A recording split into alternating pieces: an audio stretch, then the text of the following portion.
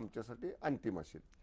बरं, ह्या सगळ्यामध्ये ना एक गोष्ट मला असं वाटतं आपल्या प्रेक्षकांना देखील मला सांगायची आहे, की काय होतं की ज्यावेळी मे महिना येतो किंवा समर वेकेशन चालू होते, तर लोकांना ना वेध लागतात ते महाराष्ट्राच्या बाहेर असलेल्या केरळकडे, राजस्थानकडे, शिमल्याकडे म्हणजे जावं, नक्कीच जावं, पण तसंच पोटेन्शियल महाराष्ट्रात देखील आहे, ते देखील एक्सप्लोअर करावं. आपण अनेकदा पाहतो की मोठी मोठी भाडी देऊन चांगल्या हॉटेल्समध्ये आपण तिथे राहतो, पण तशा पद्धतीनं इथं देखील जर आपण चांगलं आपल्या लोकांना जर रोजगार उपलब्ध करून दिला, इथं राहिलो, इथल्या गोष्टी देखील जाणून घेतल्या, तर कधी काळी हे एक्सप्लोअर करणं देखील मला असं वाटतं एक महाराष्ट्रीयन म्हणून आपली जबाबदारी आहे. आणि आपण आधी महाराष्ट्र पाहिला पाहिजे आणि मग वेगवेगळे जिल्हे, वेगवेगळे स्टेट्स, राज्य, देश, परदेश सगळंच पाहावं. पण हे सगळं पाहत असताना आपल्या महाराष्ट्रात देखील तितकंच पोटेन्शियल आहे आणि इथं देखील प्रत्येकानं येणं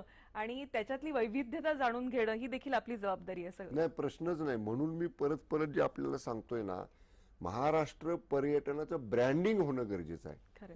ज्या ज्या आपल्याकडं जे निसर्ग सौंदर्य आहे, जे गडकोट आहेत, जे किल्ले आहेत, जे समुद्रकिनारे आहेत, जी हिल स्टेशन्स आहेत, ह्या सगळ्या गोष्टीचं प्रॉपर ब्रँडिंग होणं आणि लोकांना तिथं लोकांना अट्रॅक्ट करणं, ही खरी प्रायोरिटी ह्याला असली पाहिजे. नाही तर तुम्ही इन्फ्रास्ट्रक्चर डेव्हलप कराल, सगळं कराल, पण ते लोकांना माहीत नसतं तर तिथे येणार कोण. आणि म्हणून पहिली प्रायोरिटी ही ब्रँडिंग आणि लोकांपर्यंत जाणं, महाराष्ट्रातल्या लोकांपर्यंत जाणं, देशातल्या लोकांपर्यंत जाणं, परदेशातल्या लोकांपर्यंत जाणं. आणि त्याच्यावर आता आमचं काम प्रामुख्याने या ठिकाणी सुरू आहे. आपण जसं म्हटला की ही स्थळं आणि त्या ठिकाणचं आता हॉटेल्स, आता बघा मी मगाशी म्हणलं तसं MTDCचे रेट्स हे ठरलेले आहेत. पण आता समजा इथं MTDCचं रिसॉर्ट आहे, थोड्या अंतरावरती ताजचं आहे. आपण नाही ना ताजला सांगू शकत तुम्ही रेट एवढेच ठेवा म्हणून. ताज म्हणणार बाबा माझी मी जागा खरेदी केली, मला एस्टॅब्लिशमेंट खर्च एवढा आलाय, मला रन करायचे एक्सपेंडिचर एवढा आहे, की आहे त्यांचं काय बिझनेस गणित असतील ती त्याप्रमाणे ते त्यांचे रेट्स ठेवतात. पण तरी आम्ही प्रयत्न करतो महाराष्ट्र पर्यटन विकास महामंडळ म्हणून की आपल्या शेजारी जर एवढी मोठी ताजची किंवा ब्रँडेड एखाद्या हॉटेल इंडस्ट्रीची प्रॉपर्टी आहे, ते निसर्ग तोच आहे, 100-200 मीटर 500 मीटरनं काही निसर्ग बदलत नाही, तर आपण सुद्धा तिथं आपल्याला आपलं युनिट किंवा आपलं तिथलं जे काही सेंटर आहे ते प्रॉफिटमध्ये आलं पाहिजे, फुल्ली ऑक्युपाईड झालं पाहिजे. आणि म्हणून मी मगाशी जो उदाहरण दिलं ना, अनेक ठिकाणची पर्यटन स्थळांवरची आमची रिसॉर्ट्स अशी आहेत, तिथं मंत्री म्हणून मी गेलो तरी सुद्धा ऐनवेळी मला बुकिंग मिळत नाही. का? तर ते ऑनलाईन बुकिंग करून अगोदरच सगळं ओव्हरपॅक झालेलं असते. त्यामुळे जिथं जिथं पोटेन्शियल आहे तिथं व्यवस्थितशीर आपण ते म्हणजे मार्केटपेक्षा किंवा स्टार 3 स्टार 5 स्टार कॅटेगरीपेक्षा आपली शेजारची प्रॉपर्टी रेटच्या बाबतीत आपण त्याला जवळपास किंवा त्याच्या कमी ठेवण्याचा प्रयत्न केलेला आहे.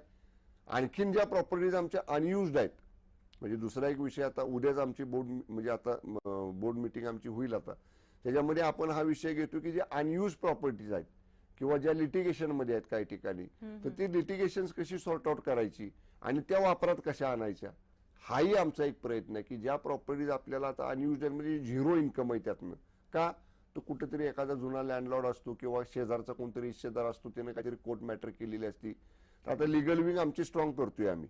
आमच्या MTDC लिगल विंग आतापर्यंत आहे, पण ती अशी फारशी ऍक्टिव्ह नाही.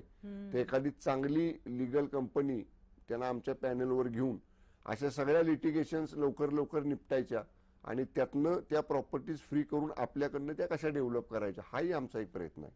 मधल्या काळामध्ये MTDCने एक व्हॅन चालू केलेली की आपली म्हणजे ती व्हॅनिटी व्हॅन सारखी व्हॅन होती की तुम्हीच चालवा,